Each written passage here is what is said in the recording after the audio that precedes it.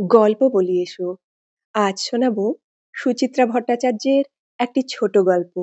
নাম আরো 6 ইঞ্চি।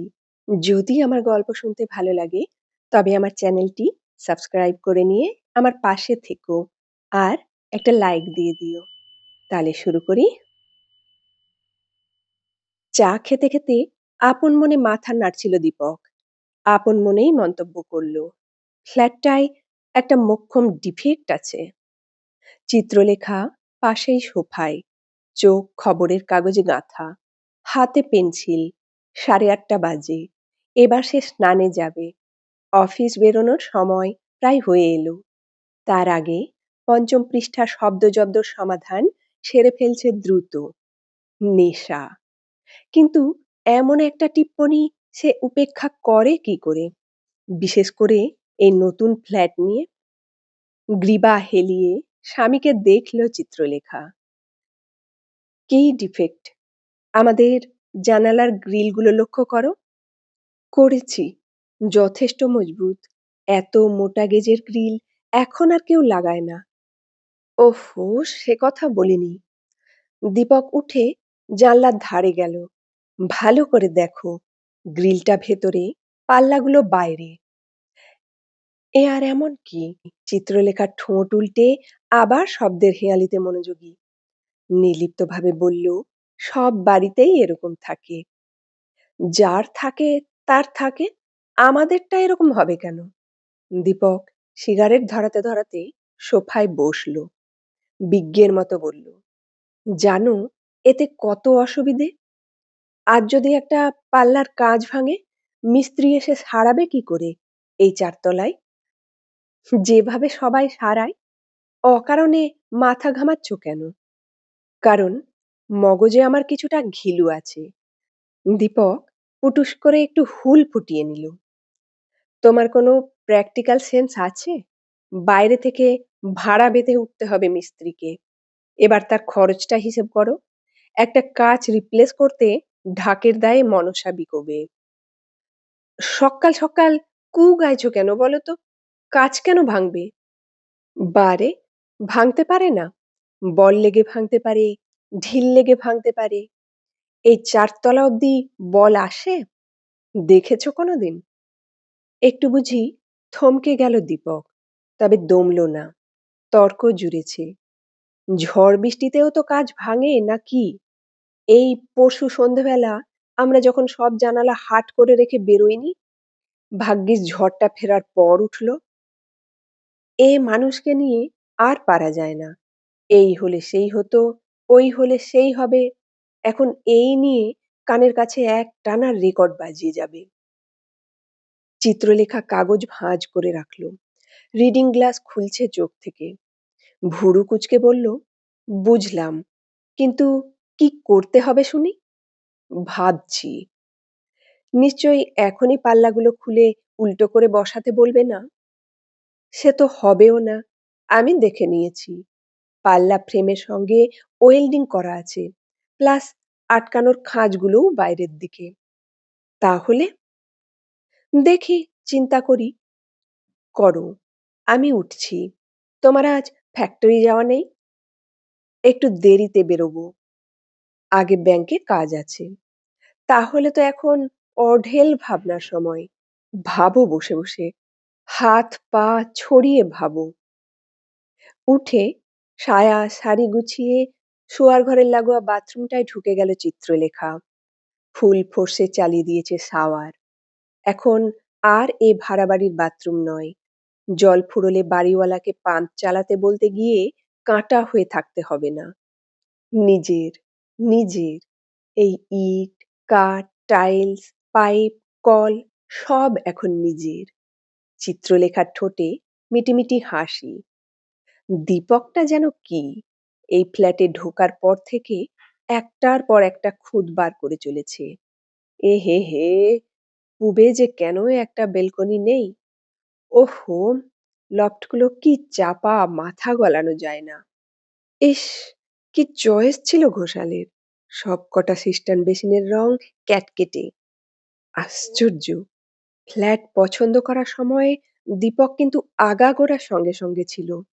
সব দেখে নিয়েছে, খুঁটিয়ে, বাজিয়ে। অথচ এখন পদে, পদে অন্য সুর।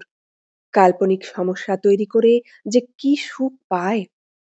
চিত্রলেখারা ফ্ল্যাটটা কিনেছে ৩ মাস, বাস করছে সবে মাস দেড়েক। ফ্ল্যাটটা একেবারে নতুন নয়, আবার পুরনোও নয়। বছর ৫ বয়স। তবে এখনো মোটামুটি আনকোড়াই লাগে। কারণও আছে। ফ্ল্যাটের পূর্বতন মালিক হেমন্ত ঘোষাল একটি দিনের তরেও এখানে বাস করেনি। সে থাকে ম্যান্ডেভিলা গার্ডেনে। বন্ধুর জোরাজুরিতে ফ্ল্যাটটা কিনেছিল। কিন্তু তার ছেলেমেয়েরা রইস এলাকা ছেড়ে ঢাকুরিয়া স্টেশনের এপারে আসবেই না। দালালের মুখে খবর পেয়েই চিত্রলেখা দীপক ঝাঁপিয়ে পড়েছিল। কতদিন ধরে যে তারা একটা নিজস্ব মাথা গোঁজার ঠাঁই খুঁজছে।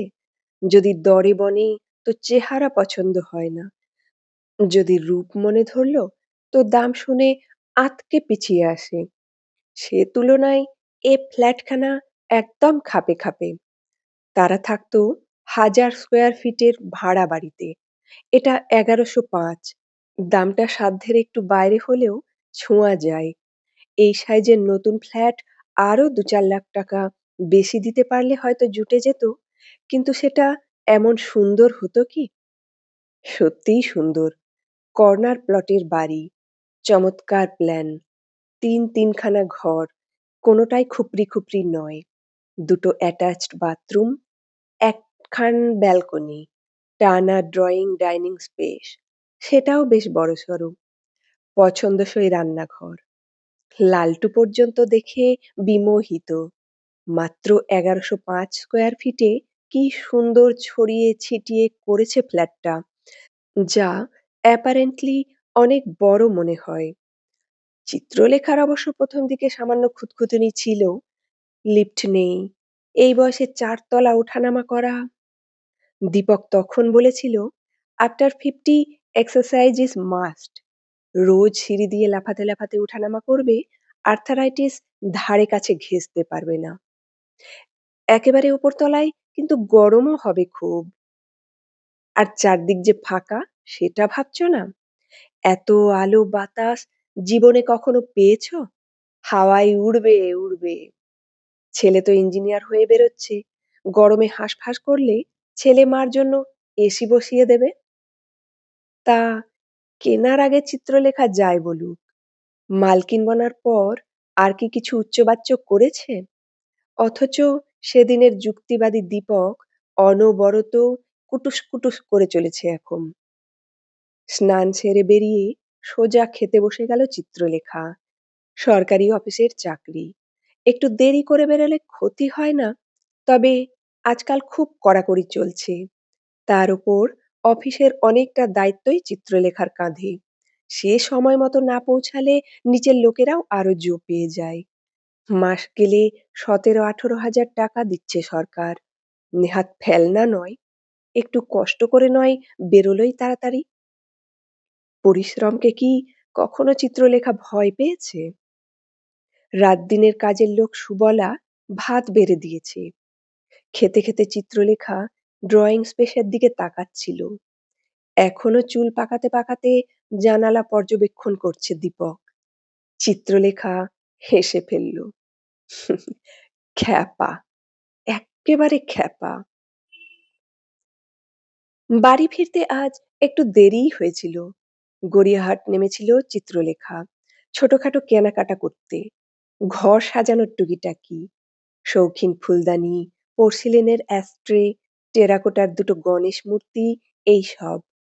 ফ্ল্যাট তো শুধু কিনলেই হয় না, সাজাতেও হয়।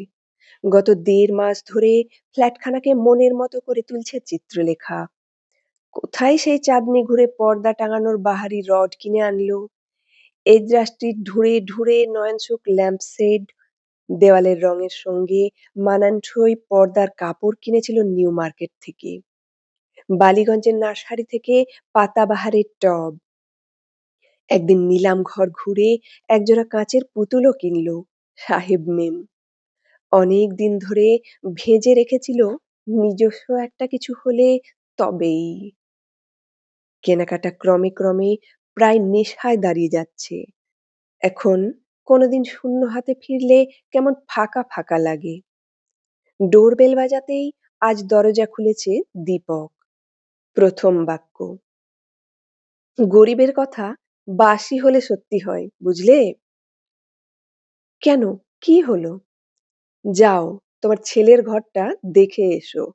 একটা কাচের পাল্লা গন। হাতের মোড়ক ফেলে রেখে ঊর্ধ্বশ্বাসে চিত্রলেখা লালটুর ঘরে। হ্যাঁ, ঠিকই তো। কাঁচ ভেঙে খান খান হয়নি বটে, তবে স্পষ্ট চির খেয়ে গেছে। চিত্রলেখা উদ্বিগ্ন মুখে বলল, কি করে হলো? আমি কি করে জানবো?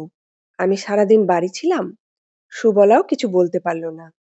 হয়তো আগেই সূক্ষ্ম চির ছিল, আমরা বুঝতে পারিনি। এখন কি হবে? ফাটা আরো বাড়বে, কোনোদিন ঝাং করে ঝরে পড়বে। সর্বনাশ, বিপদ হয়ে যাবে তো। আমাদের মাথায় পড়ার চান্স কম, হয়তো রাস্তার কোনো আনফরচুনেট ম্যান। যাহ, কি ফাজলামি করছো, বলো না এখন কি করা যায়? সারাও, 200 টাকার কাছে 2000 টাকা লেবার চার্জ দাও। দীপক ফিক ফিক করে হাসছে। বাড়িতে তোমার কটা কাচের পাল্লা আছে গুনেছো? ধরো, প্রতি মাসে যদি একটা করে ঝরে। এই, ভয় দেখাচ্ছ কেন? চিত্রলেখা বোকা বোকা হাসলো। বলো না কি করা যায়? পথে এসো সোনা। 55 দীপক 51 চিত্রলেখার গালে বহু কাল পর একটা টুসকি দিল। স্বীকার করো আগে, আমার আশঙ্কাটা খুব অমূলক ছিল না। মানছি তো। গুড। দীপক ছেলের ফাঁকা খাটে শুয়ে পড়ল, ঠ্যাং নাচাচ্ছে। সলিউশন একটা আছে, এ বিট কস্টলি, কিন্তু পার্মানেন্ট। কি রকম? গ্রিলগুলো পুরো হাওয়া করে দাও। সে কি, চোর ঢুকবে না? চিত্রলেখা বিছানার ধারে। চোরেরা রেন পাইপ দিয়ে ওঠে, আমি জানি। আহা, তুমি তো প্ল্যানের হাফটা শুনলে। দীপক উঠে বসেছে। ভাবছি কি জানো, পাল্লার বাইরে দিয়ে বক্স গ্রিল করে দেব। সেফটিও রইল, পাল্লাও আমাদের হাতের মুঠোয়। আমি নিজে নতুন কাঁচ কিনে এনে পুডিং দিয়ে ফ্রেমে সেট করে দেব তখন। তাও অবশ্য দীপক পারে। ঘরোয়া এই ধরনের কাজে তার দারুণ উৎসাহ, ধৈর্যও আছে। হয়তো নিজে নিচ থেকে জীবন শুরু করেছিল বলেই কোনো কাজে সংকোচ নেই। সিস্টার্নের সাইফন ঠিক করছে, ইলেকট্রিকের ফিটিং বদলাচ্ছে, কলে ওয়াসার লাগাচ্ছে, কিংবা হয়তো বসে গেল বেতের আরামকেদারাটা নিজে হাতে রং করতে। দীপকের কারখানাটাও মেশিনপত্র তৈরি করার। নিজে মালিক হয়েও এখনো লেবারদের সঙ্গে কাঁধে কাঁধ মিলিয়ে কাজ করে দীপক। আইডিয়াটা মন্দ লাগলো না চিত্রলেখার। মাথা নাড়তে নাড়তে বলল, কিন্তু খরচাপাতি কেমন হবে, কিছু এস্টিমেট করেছো? 15-20 হাজার তো পড়বেই। তবে আমার চেনা লোক আছে, টাকাটা ধীরে সুস্থে দেওয়া যাবে। বলছো? বলছি তো। দেখো, তখন তোমার ঘরে শোবার ঘর কেমন খুলে যাবে। ইচ্ছে হলে জানলায় টব সাজাতে পারো, লতানে গাছ ঝুলিয়ে দিতে পারো জানালা থেকে। মন করলে গ্রিলে বসে ছোট্ট খুকির মতো বাইরে পা বার করে দোলাতেও পারো। উফ, তুমি না! চিত্রলেখা কপট ভ্রু ভঙ্গি করল। খেয়াল আছে, ছেলের বয়স 22 হয়ে গেছে। আর 1 বছর হলেই সে আইআইটির ইঞ্জিনিয়ার হয়ে যাবে। প্রেমের কি বয়স থাকে ডার্লিং? এখনো যে তোমাকে আমার সেই খুকিটি ভাবতে খুব ইচ্ছে করে। খপ করে চিত্রলেখার হাতটা ধরল দীপক। মরণ! দরজায় সুবলা, হাতে চায়ের কাপ, জিভ কেটে দাঁড়িয়ে আছে। দস্যুর মতো বাড়িতে হানা দিল 5 মিস্ত্রি। হাতে জাম্বো সাইজের ইলেকট্রিক ড্রিলিং মেশিন, ইয়া ইয়া হাতুড়ি, ছেনি, নেহায় বাটালি। 2 দিন ধরে যেন তাণ্ডব চলল গোটা ফ্ল্যাটে। পুরো গ্রিল হাওয়া। জানলায় একের পর এক খাঁচা বসে যাচ্ছে, আগুনের ফুলকি ছিটছে। দমাদম হাতুড়ির আওয়াজে কানে তালা প্রায় লাগে লাগে। পুরো ৪ দিন চিত্রলেখার অফিস বন্ধ, ক্যাজুয়াল লিভ। দিনে ৫ বার করে কারখানা থেকে মোটরবাইক ছুটিয়ে এসে দীপকও কাজের হালচাল দেখে যাচ্ছে। মিস্ত্রিদের কাজের দাপুটে দেয়ালের রং চটে গেল জায়গায় জায়গায়। পুরো কাজ চোকার পর আবার রং মিস্ত্রি ডাকো, সযত্নে রঙের টাচ দাও। পুরো কাজ শেষ হওয়ার পর স্বস্তির নিঃশ্বাস ফেলল চিত্রলেখা। ফ্ল্যাটের বাহার দেখে চিত্রলেখা এখন আরো মুগ্ধ। কারুকাজ করা গরাদ দূরে সরে গিয়ে অন্দর যেন আরো মোহনীয় হয়ে উঠেছে। চিরটা কাল তারা একতলায় কাটিয়েছে। আকাশ দেখার জন্য বাড়ির বাইরে গিয়ে দাঁড়াতে হতো। ৪ তলায় উঠে আকাশ যেন অনেক কাছে নেমে এসেছিল। জানালা দিয়ে মুখ বাড়ালে ওই নীল গগন এখন যেন আরো প্রকাণ্ড দেখায়। ঝড় বৃষ্টির দিনে মনে হয় নীলচে বিদ্যুৎ বুঝি ঘরে ঢুকে পড়ল। ধারা বর্ষণের দিকে তাকিয়ে থাকলে চোখ ফেরানো যায় না। পূব আকাশ থেকে চাঁদ জ্যোৎস্না বিছোয় চিত্রলেখার শোয়ার ঘরে। দক্ষিণ আকাশে রাত ভর তারা ঝলমল করে। চিত্রলেখা এখন নিচটাও বেশ পরিষ্কার দেখতে পায়। বক্স গ্রিলের জানালা দিয়ে ঝুঁকলে ৪ তলা থেকে রাস্তার মানুষগুলোকে কেমন অকিঞ্চিৎকর লাগে। সত্যি, ওপরে ওঠার একটা আলাদা রোমাঞ্চ আছে। ওই গ্রিল দূরে সরে না গেলে চিত্রলেখা হয়তো বুঝতেই পারত না। ঘরগুলোও যেন আরো বড় হয়ে গেছে এখন। হয়তো চিত্রলেখার মনের ভ্রম, তবুও মনে হয় আলো বাতাসও বেড়ে গেল। ভাগ্যিস দীপকের মাথায় বুদ্ধিটা এসেছিল। শোভাও বাড়ল, স্পর্শকাতর কাচেরাও এখন দিব্যি নিরাপদ। লালটুর এখন দারুণ ব্যস্ত সময়। সামনের মাসে সেমিস্টার পরীক্ষা, ফাইনাল ইয়ার বলে অসম্ভব পড়ার চাপ। তবু তারই মধ্যে খড়গপুর থেকে ঘুরে গেল ২ দিনের জন্য। সেও তারিফ করল বাবার, সঙ্গে সঙ্গে পরামর্শও দিল কিছু নিজস্ব কায়দায়। কি ঘরে সব পাতাবাহারের গাছ রেখেছ মা? এগুলো খুব পাতি জিনিস, লোয়ার মিডল ক্লাসদের বাড়িতে থাকে। ও মা, সে কি, শখ করে আমি আর তোর বাবা এতগুলো টব কিনে আনলাম। দরজার বাইরে রাখো, ব্যালকনিতে রাখো, সিঁড়িতে, ল্যান্ডিং এ। ভেতরটা একেবারে ন্যাড়া হয়ে যাবে না? কি ফাইন একটা গ্রিনের এফেক্ট এসেছিল। একটু অন্যভাবে ভাবো, গাছ রাখো, কিন্তু ডিফারেন্ট টাইপের। Why don't you try for flowers মা?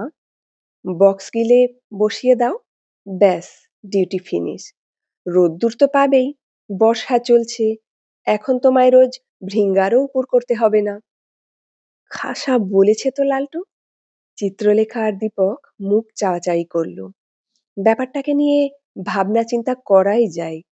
ফুল গাছে ভরিয়ে দিলে বেশ একটা মালঞ্চ ভাব আসবে না ফ্ল্যাটে? চিত্রলেখার বাতায়নে এখন কুসুমের সমারোহ। শোয়ার ঘরে কামিনী ফুটেছে, ডাইনিং উইন্ডোয় গন্ধরাজ, বসার জায়গাটাতে হাসনুহানা। লালটুর ঘরের জানালায় চাপা রেখেছে চিত্রলেখা, কুড়ি এসে গেছে, ফুল ফুটি ফুটি। ছোট ঘরটায় যেখানে লালটু এলে বন্ধু বান্ধব নিয়ে আড্ডা মারে, কিংবা চিত্রলেখা দীপক চেনা পরিচিতদের ডেকে আসর জমায়, সেখানে এখন টবের গাছে বকুল ফুল। সবকটা গাছই কেমন খয়াটে খড়বুড়ে হয়ে আছে, কিন্তু ফুল ফোটার কোনো খামতি নেই। যেন দীপক চিত্রলেখার পুষ্পিত বাসনারা সংহত হয়ে সৌরভ ছড়াচ্ছে গবাক্ষে। সেদিন রাত্রে ঘুম আসছিল না চিত্রলেখার। সারাদিন আজ বৃষ্টি হয়েছে অঝোরে। একটু আগে মেঘ কাটলো। জাল জাল মেঘের ওপারে দেখা দিয়েছে এক অস্পষ্ট চাঁদ। ভাঙা ভাঙা কিরণ এসে পড়ছে ঘরে, সঙ্গে কামিনী ফুলের গন্ধ। মনটা কেমন আকুল হয়ে যাচ্ছিল চিত্রলেখার। পাশে দীপক ভোঁস ভোঁস নাক ডাকাচ্ছে। এতটুকু নিসর্গপ্রীতি নেই দীপকের। চতুর্দশীর দিন পর্যন্ত তেরচা চোখেও চাঁদের দিকে তাকায় না। বলে কাল আরো গোল হবে, তখন দেখা যাবে। এমন মধুর রাতে ওই বেরসিক লোককে ডাকাটাই বৃথা। একটুক্ষণ চোখ বুজে ফুলের ঘ্রাণ নিল চিত্রলেখা। ভিজে ভিজে জ্যোৎস্না মাখল গায়ে। তারপর ধুত্তেরি বলে উঠে পড়েছে। একা একা ঘুরছে ফ্ল্যাটময়।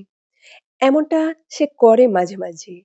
ফ্ল্যাটের বিস্তার ছুঁয়ে ছেনে দেখে, যেন উপলব্ধি করতে চায় এই গৃহ সত্যি, মায়া নয়, হুস করে উবে যাবে না। চিত্রলেখা টানা লম্বা ডিভানে গিয়ে বসলো। নতুন ডিভান, এ বাড়ির জন্যই বানানো। ভারী নরম, বসলেই শরীর ডুবে যায়। হাত পা ছড়িয়ে চিত্রলেখা নাক টানছে জোরে জোরে। এ কি, হাসনুহানার গন্ধ গেল কোথায়? ও মা, জানালাটা তো বন্ধ। বৃষ্টির সময় সেই যে টেনে দিয়েছিল দীপক, আর খোলেনি। উঠে গিয়ে চিত্রলেখা ঠেললো জানালাটা। পাল্লা পুরো যাচ্ছে না, আটকাচ্ছে টবে। একটু বুঝি বড় টবে দেওয়া হয়েছে হাসনুহানাকে, তাই এই বিপত্তি। সন্তর্পণে পাল্লা ফাঁক করলো চিত্রলেখা। হাত গলিয়ে ঠেলে ঠেলে একটু সরালো টবখানা। একটা পাল্লা মুক্ত হয়েছে। টব হেলিয়ে অন্য পাল্লাটা খুলল। ভারী টব সরাতে গিয়ে ব্যথা লেগেছে নড়ায়। কাঁধে হাত রাখলো। এভাবে চোট লাগা তো ভালো নয়। কালই ছোট টবে চালান করতে হবে হাসনুহানাকে। সহসা চিত্রলেখার চোখ জানলার ওপর ভাগে, গ্রিলের প্রান্তে। নিচে রাস্তা, মার্কারি জ্বলছে। আলোর আভা উঠে আসছে ঊর্ধ্বপানে।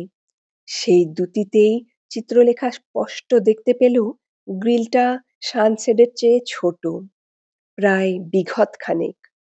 ওইটুকুর জন্যই কি টবটা আটকাচ্ছে? চিত্রলেখার খটকা লাগলো। ছুটে গেছে পাশের জানালায়। হ্যাঁ, এই গ্রিলটাও তো ছোট, তার পাশেরটাও। একে একে সব কটা বক্স গ্রিলই জরিপ করে ফেলল চিত্রলেখা। প্রত্যেকটাই এক মাপের, প্রত্যেকটাই ছোট। ছি ছি, এভাবে ঠকিয়ে গেল গ্রিল মিস্ত্রি। একা একা গুমড়োনো চিত্রলেখার ধাতে নেই। দৌড়ে গিয়ে ঝাঁকাচ্ছে দীপককে। এই শুনছো, শুনছো? দীপকের ঘুম যতটা গভীর ততটাই পলকা। কখনো কানের পাশে ট্রাম্পেট বাজালেও ওঠে না, কখনো ফিসফিস শব্দেই পটাং করে চোখ খুলে যায়। এখন বুঝি অগভীর নিদ্রায় চলছিল। ধড়মড়িয়ে উঠে বসেছে দীপক। চোখ রগড়াতে রগড়াতে বলল, কি হয়েছে? ওই গ্রিলওয়ালা, তোমার মন্টু না সন্টু, সে তো একেবারে আমাদের পথে বসিয়ে গেছে। কেন, কি করলো? সবকটা গ্রিল ছোট, সানশেডের চেয়ে অন্তত 6 ইঞ্চি করে কম। তো? দীপক যেন বুঝতে পারছে না ব্যাপারটা। হাই তুলে বলল, জানালা তো খোলা যাচ্ছে। ব্যাস, খুললেই হয়ে গেল। গ্রিলটা সানশেডের শেষ অবধি গেলে ঘর আরো বড় লাগতো না? এতক্ষণে কথাটা দীপকের কর্ণকুহরে প্রবেশ করেছে। মুহূর্তে ঘুম হাপিস। চোখ পিটপিট করলো একটু। বিরক্ত স্বরে বলল, একদিনে দেখলে, আগে বলতে পারোনি? আমার দেখার কথা। তুমি তো কাজের সময় এসে এসে ওদের উপর সর্দারি মারছিলে। তুমিও তো ছুটি নিয়ে বসেছিলে, করছিলেটা কি? ল্যাজ নাড়ছিলে? হ্যাঁ, আমি তো ল্যাজই নাড়ি। গোটা ফ্ল্যাট যেন এমনি এমনি সাজানো হয়ে গেছে। রং করানো, তাক বসানো, ফিটিংস লাগানো, এগুলো তো ভূতে এসে করে দিয়ে গেল। তুমি একটুও নড়ে বসেছিলে? আর ফ্ল্যাটের জন্য দৌড়াদৌড়িটা কোন শর্মা করেছিল, অ্যাঁ? সার্চ করানো, উকিলের কাছে ছোটা, ঘোষালের সঙ্গে দরদস্তুর, দলিল বানানো, রেজিস্ট্রি, ব্যাংক ম্যানেজার, এসব কি এমনি এমনিই হয়ে গেছে? দীপক গজগজ করছে। সব পরিশ্রম বৃথা। কষ্টের ফ্ল্যাটটা তোমার জন্য খুঁতো হয়ে গেল। রাত দুপুরে চিল্লিও না। চিত্রলেখা তর্জনী নাচালো। তোমার জন্য হয়েছে। তোমার জন্যে, তোমার জন্যে। বাচ্চাদের মতো কলহ শুরু করেছে ৫১ আর ৫৫, চোখ পাকিয়ে, মুখ বিকৃত করে। হঠাৎই থেমে গেল দীপক। ছন্দপতন ঘটিয়ে হেসে ফেলেছে। হাসছে, হাসছে। হো, হো করে হাসতে, হাসতে মাথা নাড়াচ্ছে দুদিকে। চিত্রলেখা অবাক। গড়গড়ে গলায় বলল, হলো কি? এত হাসো কেন? দীপক অতি কষ্টে হাসি থামালো। তবু যেন বুড়বুড়ি উঠছে হাসির। বলল, ঢের হয়েছে। আর মাথা খারাপ করো না। আলো নিভিয়ে শুয়ে পড়ো। বিবাদের মাঝে এক পক্ষ আচমকা থেমে গেলে অন্য পক্ষ বড় অসহায় বোধ করে। চিত্রলেখা চোখ সরু করে দীপককে দেখলো একটুক্ষণ। তারপর বেজার মুখে টিউবলাইটের ক্যাটকেটে আলোটাকে বুঝিয়ে দিল। মাথা রেখেছে বালিশে। মেঘ পুরোপুরি সরে গেছে। মোমজ্যোৎস্নায় ভেসে যাচ্ছে ঘর। গ্রিলের আঁকাবাঁকা ছায়া নিয়ে চাঁদ দুলছে বিছানায়। চিত্রলেখা এপাশ ওপাশ করছিল। এখনো তার চিত্ত শান্ত হয়নি। গ্রিলের জন্য অতগুলো টাকা বিফলে গেল। তখনই দীপকের গলা শুনতে পেল। লেখা, এই বাক্স বাক্স গ্রিলের মধ্যে আমাদের ফ্ল্যাটখানাকে কেমন খাঁচা বলে মনে হয় না? চিত্রলেখার চোখ আড়াআড়ি বাহুতে ঢাকা। সে কথা বুঝলও না, রাও কাড়ল না। আমরা কি রকম খাঁচার জন্তুর মতো ঝগড়া করছিলাম, তাই না? চিত্রলেখা উল্টো দিকে ফিরে শুলো। দীপক ক্ষণিক নিঃশব্দ। তারপর কেমন যেন দূর মনস্ক গলায় বলল, তোমার মনে পড়ে লেখা, আমরা কিভাবে জীবন শুরু করেছিলাম? না পড়ার কি আছে? চিত্রলেখা গুমগুম স্বরে বলল, আমি কিচ্ছু ভুলি না। যখন প্রথম সংসার পাতলাম, তখন আমাদের কি কি জিনিস ছিল? একটা কড়া, একটা হাঁড়ি, একটা তক্তপোষ আর দুজনের দুটো থালা গিলাস। আরো বলে যাও। তোশক, চাদর, বালিশ, একটা সস্তা দামের আলনা। সে তো কয়েকটা ভাড়ার জিনিসও ছিল। ফ্যান, আলমারি, ড্রেসিং টেবিল। ড্রেসিং টেবিলটা খুব বাহারি ছিল। আলমারি ভাড়া করতে গিয়ে তুমি এমনভাবে ওটার দিকে তাকিয়েছিলে, নইলে আমাদের ওই ঘরে ওই ড্রেসিং টেবিল। স্মৃতির সমুদ্র আছাড় খাচ্ছে পাড়ে। ছোট ছোট বাষ্পকণায় রাগটা জুড়িয়ে এলো চিত্রলেখার। আনমনে বলে উঠল, তুমি আমাকে রথের মেলা থেকে একটা আম কাঠের টুল কিনে দিয়েছিলে। আমাদের আরো কিছু ছিল তখন, আমার সেতার আর তোমার হারমোনিয়াম। হুম। চিত্রলেখা বুঝি সময়টাকে দেখতে পাচ্ছিল। দীপক যেন তাকে হাত ধরে নিয়ে চলেছে পিছনে। বলল, কুদঘাটের সেই বাড়িটার ভাড়া ছিল ৬০ টাকা। বাড়ি নয়, বলো ঘর। হ্যাঁ, ঘর। টানা ব্যারাকের মতো বারান্দায় দরমার পার্টিশন। বাথরুম ছিল কতটা দূরে, সেই পুকুর পাড়ে। বর্ষাকালে তোমায় সাপ জোঁক সামলে সামলে যেতে হতো। চিত্রলেখা চিত হয়ে শুলো। স্বর মিহি হয়ে এসেছে। উপায় কি ছিল? তোমার তখন রোজগার মাস গেলে ১৫০ টাকা। আমি তো তখন চাকরিই পাইনি। ওই কটা গানের টিউশনি। অনেক টিউশনি করতে তুমি। হুম। সকাল বিকেল মিলিয়ে কখনো ৫টা, কখনো ৬টা। পার ছাত্রী ২০ টাকা। লালটু যখন পেটে, তখনও কতদিন তেঁতুল গোলা জল দিয়ে ভাত মেখে খেয়ে থেকেছি। সে তোমার তখন টক খাওয়ার স্বাদ হতো। শুধু তাই? কম কষ্ট করেছি সে সময়ে। কি আর করা? দীপক ছুঁলো চিত্রলেখাকে। আমরা তো কোনোদিনও হাত পেতে কারো কাছ থেকে কিছুই নিইনি। তোমার বাপের বাড়ি থেকেও না, আমার বাড়ির থেকেও না। না খেয়ে থেকেছি। তবু তো কি আছে? আমরা স্ট্রাগল করেছি। একটু, একটু করে দাঁড়িয়েছি। একটা, একটা করে জিনিস করেছি সংসারে। মনে আছে? ইনস্টলমেন্টে প্রেসার কুকার কিনেছিলাম। ছেলেকেও মানুষ করেছি দাঁতে দাঁত চেপে। তার মধ্যে রাত জেগে তোমার পড়াশুনো, পরীক্ষা, চাকরি। তখনই তো সংসারটা একটু ভালো করে দাঁড়ালো। আহা! আমি বুঝি ততদিন শুধু সেতার বাজাতাম? দীপক আলগা হাসল। আমিও তো একটু, একটু করে উঠেছি। অন্যের কারখানায় খাটতে, খাটতে কাজ শিখলাম। ধাপে, ধাপে প্রমোশন। এই ফ্যাক্টরি ছেড়ে ওই ফ্যাক্টরি। তারপর নিজেরও একখানা কারখানা হলো। এসব কিছুর মূলে কি ছিল লেখা? জেদ, চাওয়া, আকাঙ্ক্ষা, পড়ে, পড়ে মার খাবো না এই মনোভাব। নয় কি? ছিলই তো। আকাঙ্ক্ষা ছিল বলেই তো আজ আমরা এখানে। মাঝে কত স্টেজ গেছে। ৳৬০ ভাড়া বাড়ি থেকে ৩০০ সেখান থেকে ৭০০ তারপর ১৫০০ ৩০০০ আর আজ তুমি একটা আস্ত ৳১০,০০,০০০ ফ্ল্যাটের মালকিন।